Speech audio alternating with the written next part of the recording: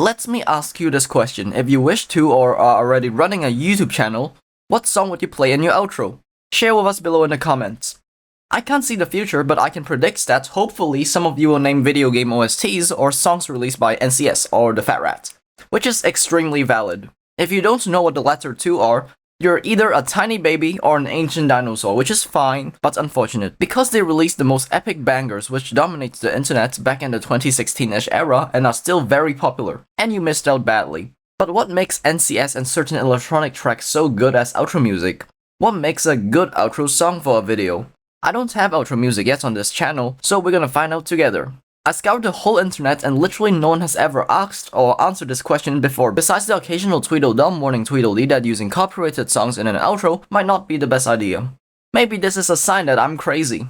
I, however, am no musical genius. Heck, I can barely music properly. But I tried to draw parallels between common YouTube and NCS outro songs and came up with these 5 points. Okay, starting with the first point. The song increases the energy in the video. Touch your nose. Do it! I can literally see that you're just staring at the screen, come on. Touch your nose. There we go, hands down now. Sorry for startling you, but you see it is very hard for me to suddenly make you, my bestest friend, to do anything by just telling you through the screen. Ultimately, as a video creator, you want the viewer to click on whatever goofy outro element you slap on the screen. This is roughly the same as me telling you just now to touch your nose. I know damn well what state I'm in when I'm watching YouTube, and the last thing I want to do is move. Hence, it is very important for an outro song to give the video a little bump up in energy to encourage the viewer to go through with the call to action.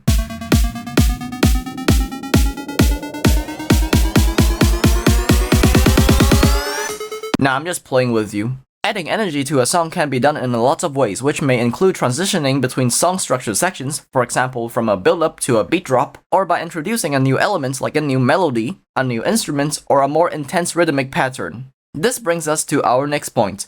Outro music cannot be too distracting. This means that complex and deep lyrics might not be the best to have if the song is faded in when you're still yapping. Not distracting also means that the song cannot startle the viewer. It also cannot be too loud, too complex, or too fast. This means that the new uptempo terrorcore release, probably not the best outro song ever.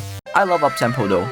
Ideally, you want the BPM of the music to be something comfortable and vibey, around 50 to 80 BPM, or 100 to 160 if double timed. People prefer music that matches their resting heart rate. Faster tempos have an exciting effect on people as their heart rate will speed up to match it, which is a pretty cool piece of brain cache for your reference, source in the description. The fact that people's emotions such as anger, happiness, excitement increases heart rates explains why certain genres of music, like death metal or rave dance music, have a faster BPM.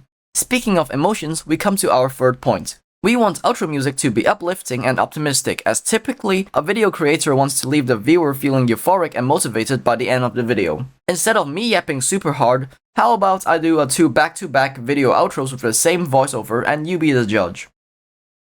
Hey, thank you so much for watching my ethnicity tier list. Make sure to like, share, and subscribe, and I will see you next time. Papa, peace!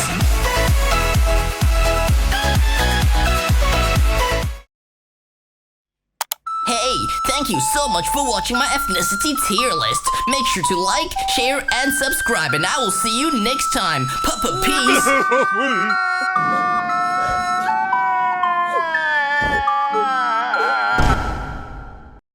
For the upbeat one, the music gives a nice conclusive feel to the video. For the sad one, you'd probably laugh because it was so utterly random and dog poo-poo in the sense that it just throws off the vibe. Unless you play the same sad outro music every single video so the viewer has something to remember your videos by. Which brings us to our fourth point. Outro music has to be simple, memorable, and have a distinctive and catchy melody. Yep, that means your 12-bar blues backing track isn't very effective at improving the viewer's brand recall. To put it in human terms, you want outro music to be a consistent and memorable part of your videos such that your audience would have an easier time remembering who you are. Visual elements play a huge role in brand recall. Say Gucci. Almost all of their popular items have consistent features. The GG monogram, the floral print, and the iconic green and red stripes. Consistent visual elements make the brand's products easily recognizable from a simple glance by almost all people, making Gucci one of the most popular brands among very insecure people. Hey, remember, people can say whatever, but only you and I know what you are truly worth, and it is a lot. Consistent visual elements are also heavily leveraged in YouTube, say color theme, word fonts, editing style, and face, which are all used to improve brand recall. Yep, this is what I actually look like. I store my hands, which I sometimes use in this closet. What is even better than just visual elements by itself is also auditory elements. This explains why companies use jingles in their commercials and their products. YouTubers have a lot more than just audio jingles to work with. They have their unique voiceovers, background music selections, and outro music. Consistency and rememberability directly improves the ability for brand recall. There is so much I can say regarding writing a catchy melody, but now is not the time. Just a rule of thumb, if you can subconsciously hum it when you're doing stuff, you are probably on the right track. Finally, the fifth point and arguably the most important point is that you need to have the rights to use the song as outro music, which sometimes means you have to buy a license for it. The terms of use of your chosen piece of music must include a part where they explicitly say that it is okay to use in a YouTube video or for creators. This involves trust and confidence where the said music provider will not backpedal on their word. A semi-recent example is when the Undertale's music publisher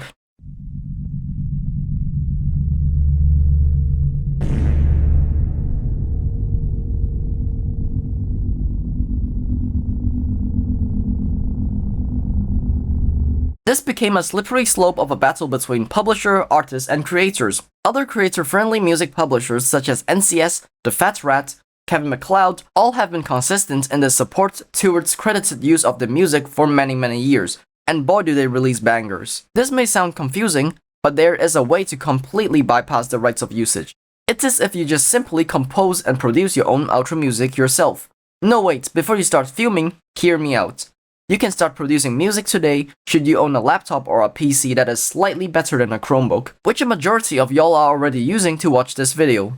You only need some RAM and a pair of decent headphones, and you do not need any GPU.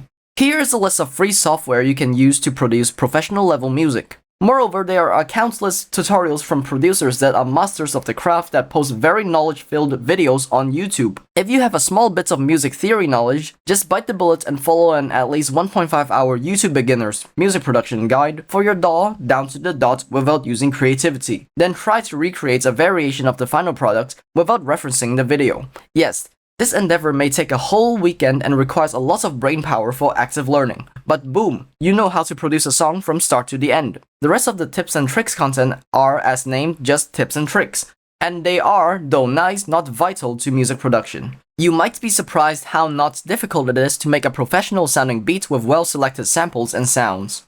I do want to make videos like that sometimes down the line, but for now, there are plenty of actually talented people out here making tutorials. So to wrap up this video, I combined all my above audio things I used for demonstration and made it into my own outro song, which I think would be good enough to serve as an outro track. Like and subscribe and whatever, and while I cue the outro track, I want to take a moment to thank y'all for the massive support on my last video. It made me really happy seeing people come together and talk about electronic music, albeit extremely bad music. Yep, I intentionally made the worst dubstep song I could. It was very funny. If you're interested, click this video.